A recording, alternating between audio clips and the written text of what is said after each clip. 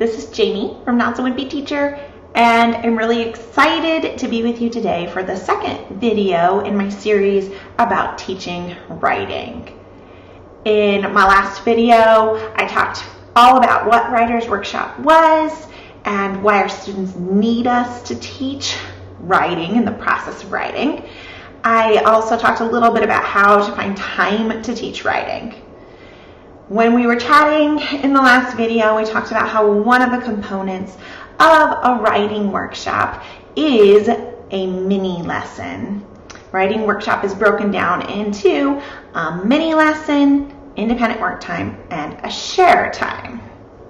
So today we're going to be talking all about those mini lessons. What should be in a mini lesson? What will help make our mini lessons more meaningful? How can we keep them short? How can we keep them mini? So that's what we're going to chat about today. Let's get started. Okay, really important thing is that writing mini lessons are about 10 minutes. About a 10-minute whole group lesson. Maybe a little bit longer in certain circumstances. But really, as teachers, we have to work hard to keep the lesson mini, because if we talk too much, we're going to be taking away work time from our students.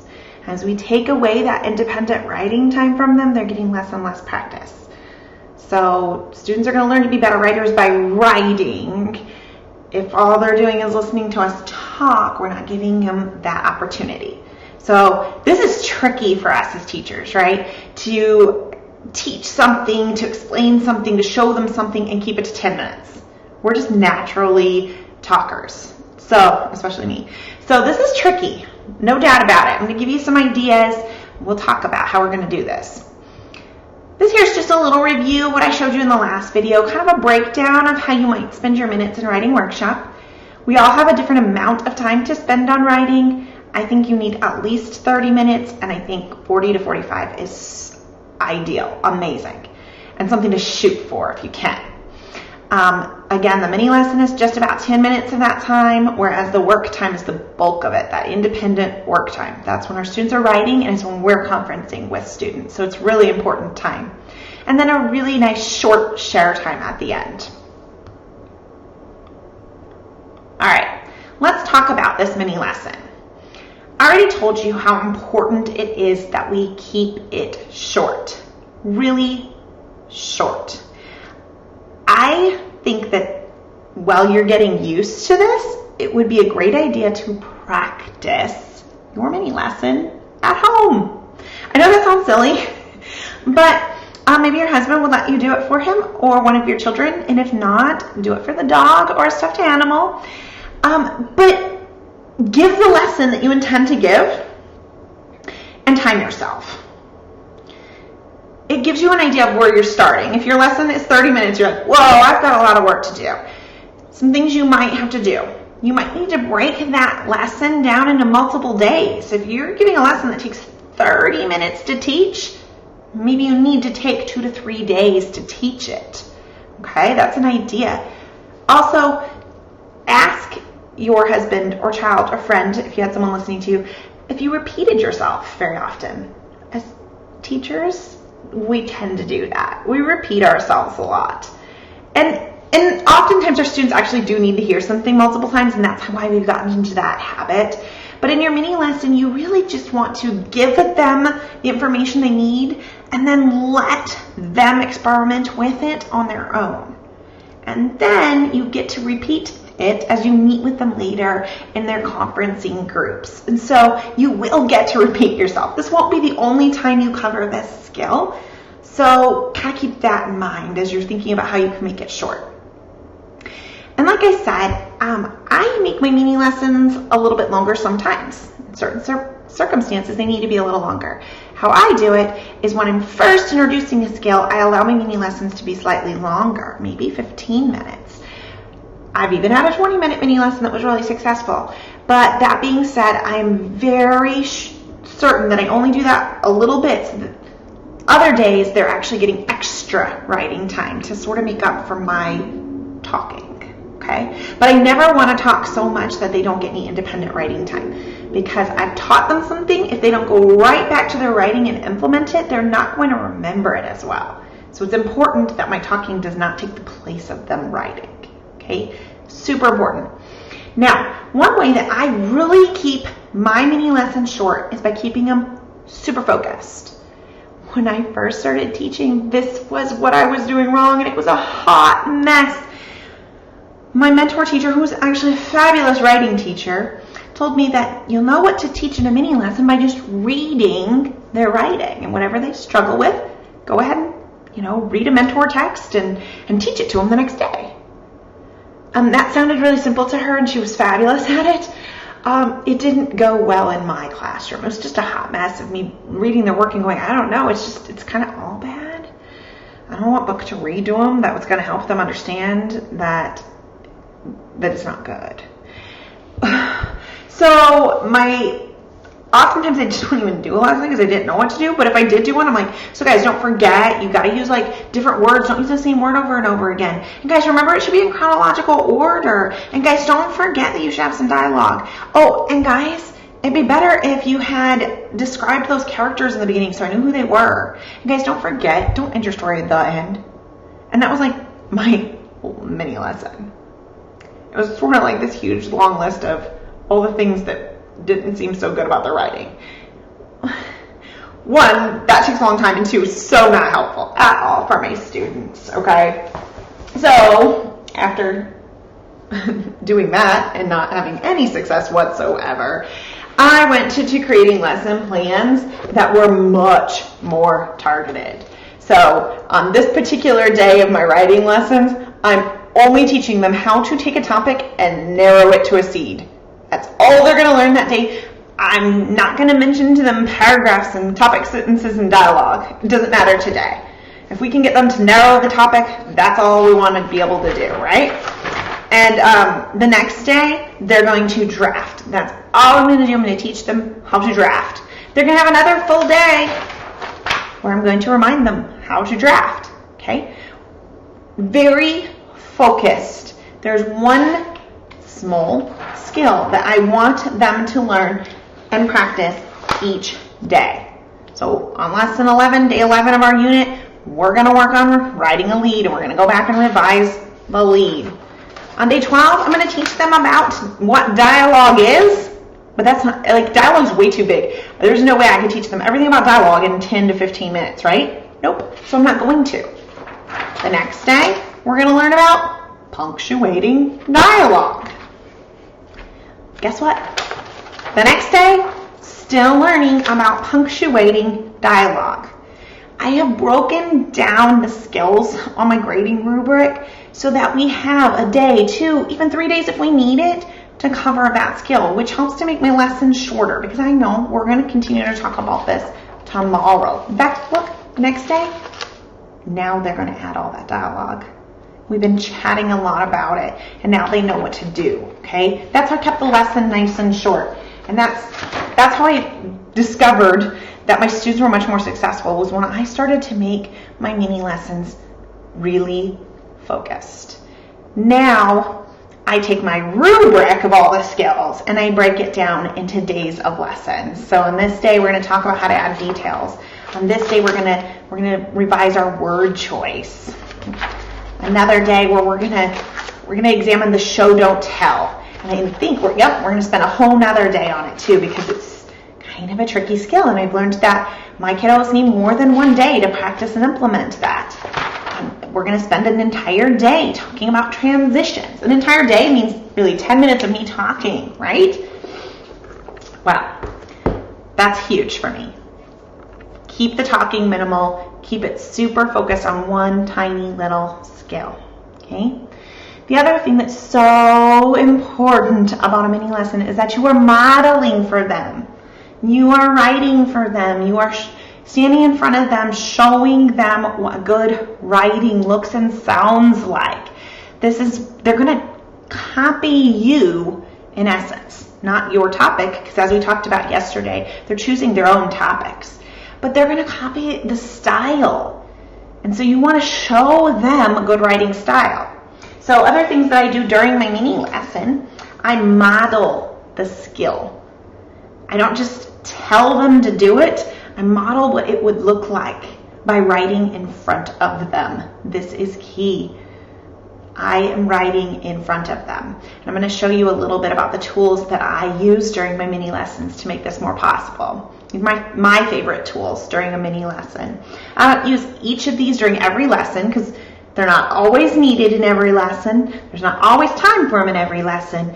But these are the things that you're bound to see if you watched me teach writing for a week. Okay? First of all, I love to use mentor text. And I love books too. I'll read a mentor text book, maybe a fiction book that really shows good word choice or that sort of thing. But recently, I switched to using passages, and I'm liking it even better because my students can have a copy right in front of them, and they can circle things that are examples of whatever we're talking about that day. So for example, these ones here are from the first week of personal narrative. What is a personal narrative and how to generate story ideas. So they're all different types of stories to give my kids some ideas of where they can get their story ideas. But maybe if we had a passage that was all about topic and concluding sentences, I could have them go in with a highlighter or a colored crayon and underline the different topic and concluding sentences in the passage so they can see what I'm talking about. But whether you use books or whether you use passages, it's really a great idea to include some mentor text, to include good writing. Show them what good writing sounds like, okay? And tell them, like, I'm reading this to you because the author did such a wonderful job of showing but not telling. So as I read this to you, or as we read it together, look for examples of showing, not telling, okay? And you can use the mentor text lots of different ways and lots of different times. And I'm actually going to be talking all about using mentor text in my next video. So definitely tune in. Make sure you subscribe so you can see my next video all about mentor text. But I love to use these in my mini lessons. Another thing I like to do in mini lessons is anchor charts. I like to use an anchor chart. This is actually where I model my writing oftentimes, is on the anchor chart. This one here is for what is a personal narrative. If you do not teach what a personal narrative is, don't be surprised if you have a report all about the Grand Canyon at the end of your personal narrative unit. So make sure students know what it is. We do an anchor chart, and I fill it in front of them. They give me the ideas, and I fill it in front of them. So this is one. This one is from coming up with good story ideas, and it shows them different ways to come up with ideas. And I fill it in with my own ideas right in front of them. I think out loud. So the first lesson we have are memories with someone special. And so I think out loud and I say, oh, you know what? This is someone really special to me, and I fill it in. And they say, oh, look, these are some activities and some memories I have of my dad. And I start writing them in and thinking aloud so they know what maybe they should be thinking about when they fill in their own anchor charts. And we do the same thing for another way we come up with good story ideas. This is a time that I felt a strong emotion. I'm going to pick some times that I felt these different emotions here. Okay? These anchor charts help me to teach the lesson without just standing there and telling them what they need to know. I'm actually showing them. So I love to use anchor charts, and again, it's where I'll end up doing a lot of the modeling of my writing. I'm going to try and show you another anchor chart maybe that has more modeling of my writing.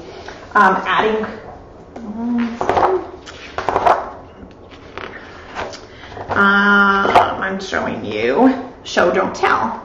So this is my anchor chart for show, don't tell. I was on the playground. And then how I might fill it in is over here. The smell of fresh cut grass tickles my nose. Happy screams of children could be heard in every direction. Suddenly, a whistle sounded and children ran towards the building. And this is how I'm showing them how to use show, don't tell with good writing as an example. And so I'm writing in front of them. I can think out loud in front of them. And in the end, I can save these anchor charts too so they can go back and look at them if they need to. So that's one tool I like to use. Again, I don't use an anchor chart every single day, but when I'm teaching a new important skill, I find the anchor charts to be really powerful. Along with the anchor charts, I like to do student printables. Usually if I'm doing an anchor chart, my students are doing a printable at the same time, so it doesn't take any extra time. If I'm filling in an anchor chart, I like to display it on my board and on my whiteboard, and as I'm filling it in, they're filling in the same information on their own anchor chart, which is just sized so it'll fit perfectly into their notebooks. But it looks just like mine, and you can do it in different ways. Sometimes I have them just copy what I wrote. Other times they are adding their own example, or you could do a little mix and say, for the first one, I want you to add my example so that you have a good, solid example on the page. But then I want you to try the second one on your own. So maybe I was on the playground, they wrote mine, but then the next one that we were at the grocery store, they gave it a try. It would also depend on the amount of time you had that day in your mini lesson time. But this way, they can glue it into their notebooks and have a reference to go back to. And if you're running low on time, you don't have to finish filling out the anchor chart, the student printables. It's something you could come back to later if they were struggling with that skill, or even come back to in a writing conference if they needed more practice with the skill. You can leave something blank. You don't have to finish it if you run out of time and it's time for them to get writing, okay? So those are some of the tools I might use in a mini lesson. Again, not in every one. I also love pair shares. Pair shares help to keep my mini lesson from boring my students. I like to do different types of pair shares. I did do whole brain teaching in my classroom, and so I think that was the beginnings of my using pair shares a lot.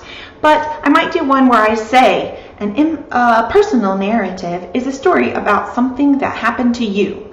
Turn and tell your neighbor what a personal narrative is. In that case, they're really just repeating what I've said, but it's valuable because by saying it, it's helping them to remember it. Other times, my pair share may be more like, turn and tell your partner the lead you have decided to use for your story. And that's their opportunity. They're actually sharing their writing. I might ask them to turn and tell their partner one new way we learned to generate a story idea yesterday. And this way, they're reviewing something we talked about yesterday in our mini lesson. It's a good warm-up. But having your kids turn and talk, whether they're repeating something you've said, or whether they're sharing something they've done, or reviewing something you've already talked about, if you keep them talking, they're going to be more engaged in your lesson. And they should be pretty engaged because it's pretty short. You're moving really fast. Okay? So these are some of my very favorite tools that you might use in your writing mini lessons. If you were looking at some of the materials I have, my printables, my anchor charts, my mentor text passages, and my lesson plans that I have showed during this video, these are all available in my Teachers Pay Teachers store, and I'll go ahead and leave a link in the description if it's something you might want to check out. They're ideal for grades 2, 3, and 4. All right. Thanks, guys. I hope you will join me tomorrow as I talk about using mentor text. I'm going to give you lots of different ways you can use that mentor text. So I hope you'll join me for the next video. Make sure you've subscribed so that you are notified as I add the different videos to the series. Thanks, guys. Bye.